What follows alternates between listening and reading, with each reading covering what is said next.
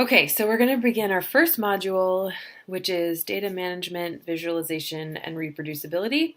And so we're going to start with our first topic for the first week, which is best coding practices, something we can all get better at and all practice. And so our first lecture is going to be on the FAIR guiding principles for thinking about data and thinking about code.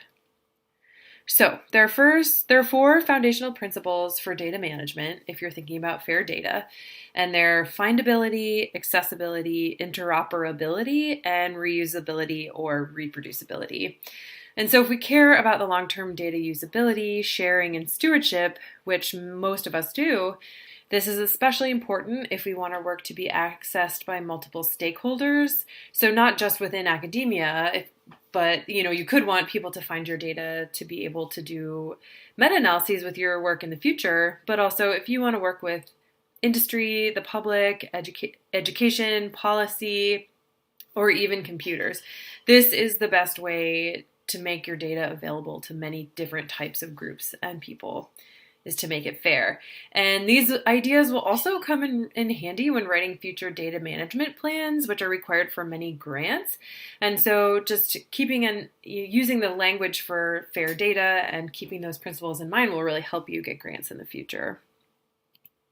So I want to make a quick note that the FAIR guidelines were originally set up to allow for their use across all platforms and all stakeholders. And they needed to be machine actionable, to allow for large-scale internet-driven data discovery, right? So you can set up scripts to go out and scrape websites for data and then use that data for your own analyses. And while that's a super great goal, in many cases our work will fall outside this scope. I'm not super familiar with creating machine actionable data. I'm all supportive, but I'm not an expert. But I think the principles of FAIR data are still really important. So when appropriate, I've modified the FAIR guiding principles to match work that may be never be fully machine actionable, but maybe more what you may be facing in the future. But if you're seriously interested in machine actionable data sharing, there are many resources on the internet for you. For example, Force 11, check it out. So, okay, let's talk about the F, findability.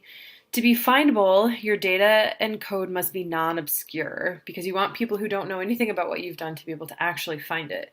So is there a statement in your paper about where to find your data and code? You need to be able to provide that.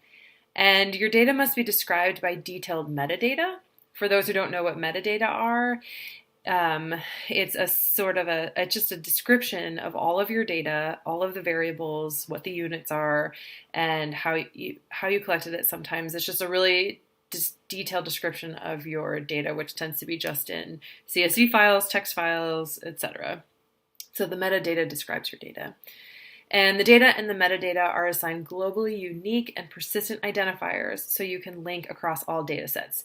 So you're going to want your plots or your observations or whatever you have your observations to be globally unique so you can link your data sets. And we're going to talk a little bit more about this in future lectures when we talk about data management.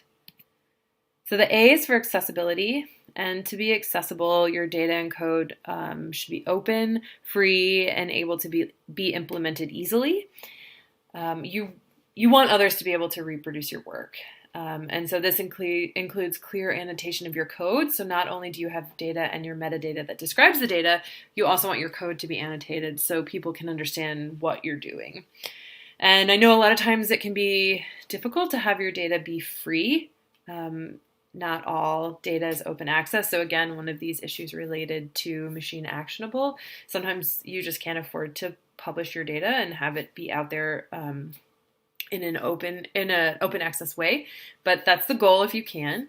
And metadata must also be available in order for others to understand what you did. So again, you want to annotate your code and you want this metadata available so people can access what you're doing, right? Understand what you're doing. So the I stands for interoperability, and a quick definition of that term is that interoperability is the ability of data or tools from non-cooperating resources to integrate or work together with minimal effort. So say you're working with your data in R, but you want a different format to be able to use it, or you're having two computer systems that want to be able to read the same code. In R, that's where you want your data to be interoperable. So to do this, your data and metadata should use a language that's common and broadly applicable. So for many of us, that's going to be R, but there could be other things like Python, etc. Your data and metadata especially need to use vocabulary that follow FAIR principles. So you just want other people to be able to understand what you did. And then 3, your data and metadata includes references to other sets of data and metadata or studies when appropriate. So, it's very clear where things came from. And finally, the R stands for reusable or reproducible. So to be reusable, metadata are described in depth, right? You need to be able to understand what all the variables in a data set are.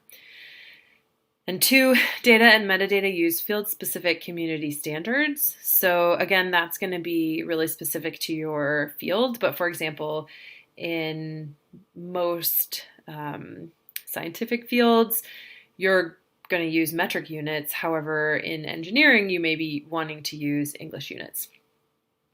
And then 3, data and code must be produced in formats that are common to the field and can be repeated. So you really want to make sure that you include the version of your programs and the packages used. So what version of R are you using? What version of packages are you using? Because often things change. And so being able to indicate that means people can get those older versions and rerun your code if necessary.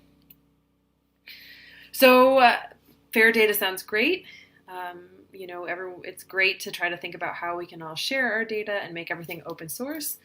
But there can be issues with open source data as well, with this FAIRdata. And some are listed below, and we're going to discuss these in class, so think about some more. But some examples include privacy for those not protected by IRB, so landowners. If you are sampling a woodland on a private landowner's property, should you or should you not be including the location of that land? That's a private citizen who has let you use their land. Should you include the location of your study? There's could be issues with potential poaching if you're studying a rare or endangered species or something that people want to take. By including locations and information about your study site, you could be leading people to poach your organisms, leading them straight there. And then there's always the question of if you as an individual researcher have interest in writing future follow-up papers with your data. And that's sort of a question that comes about a lot, and it's worth thinking about how you feel about that before you think about if you're going to let your data be fair or not. And so it's something I would like to chat about in class. So if you're looking for places to store your data, metadata, and code, I'm provided a few resources for you. These options range in fairness. So you can see there's a bunch of different ones here. Some I've used, some I haven't, but I've heard good things about many of them. I would love to create a nice resource for this, so if you have any other ideas that could help improve this list, please let us know. But again, there's links to all of them, so you can check them out. Some are free, some have a small fee, some are included with the cost of your publication, such as a supplemental information, etc.